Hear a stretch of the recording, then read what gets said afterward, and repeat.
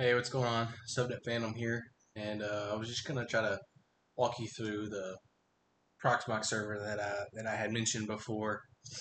So I've got a PowerEdge R730, and so it kind of gives me a lot of room to work with, and a lot of room. I mean, 48 CPUs, and a, when it rounds up to 96 gigabytes of RAM, even though I am using a good amount of it.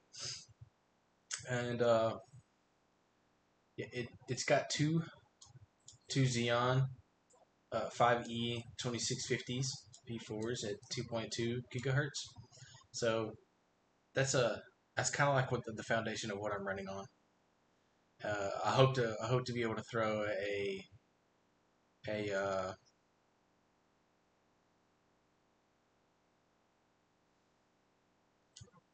I hope to be able to throw a graphics card in here eventually. I've got my eye on a V100.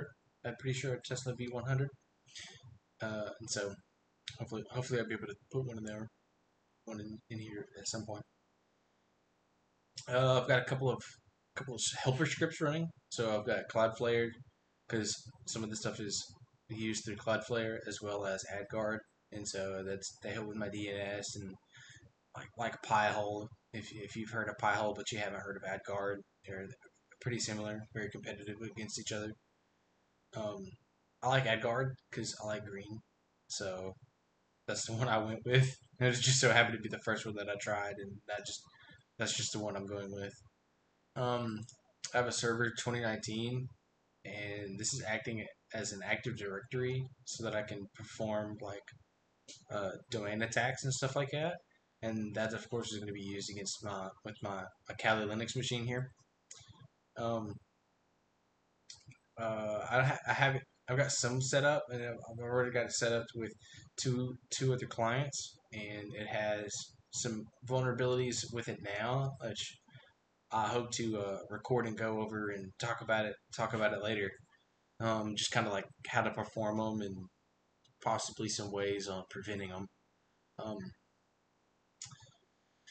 so like LLMNR is one attack that I've already formed with this current setup.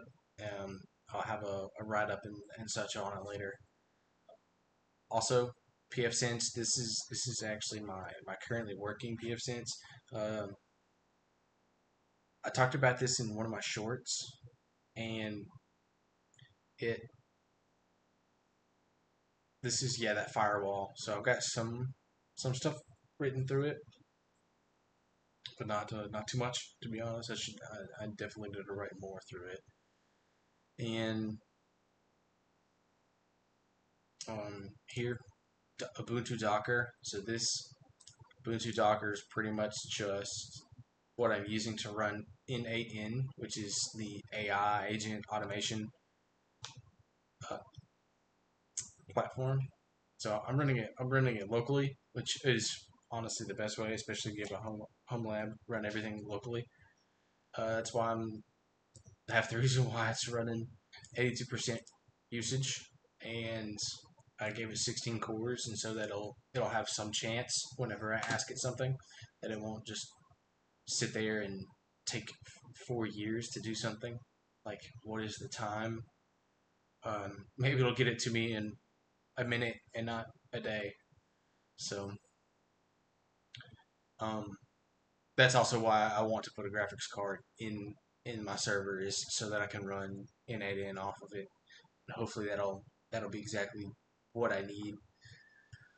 I've got two others here. So like Docker main and Ubuntu main. So they're pretty similar in how much they're available to do. So Ubuntu main here, this is the one I'm gonna plan on running a Plex server against.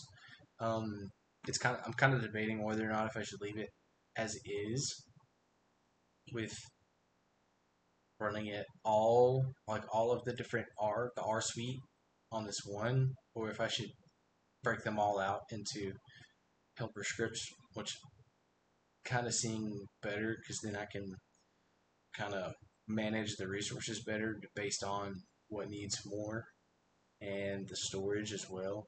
So that'll be very beneficial later. Docker main, I was going to pretty much just completely redo Ubuntu Docker as the N8N machine and do it here, Docker main, but kind of caught in between projects currently. Home Assistant OS. Now this is my Home Assistant. I've got a couple of things running on it right now, like the little robot. So I've got that connected. Other than that, not much.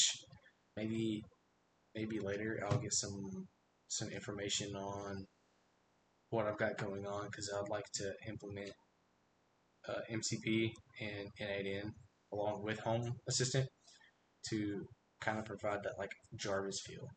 Hopefully, I don't spoil anything if somebody's already working on that or wanting to.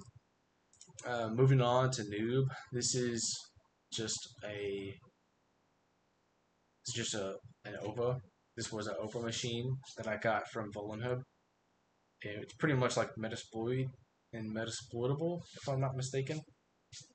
And it's a pre-vulnerable machine, and you just download it and then it, just hack into it, and that's it. That's the whole gist there. And I just haven't gotten around to doing it yet.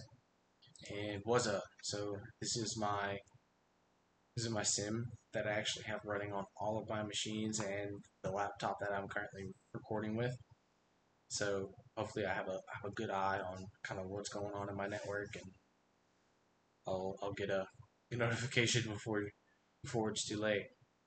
Now it is kind of capped out here, so I might turn around and upgrade this at some point.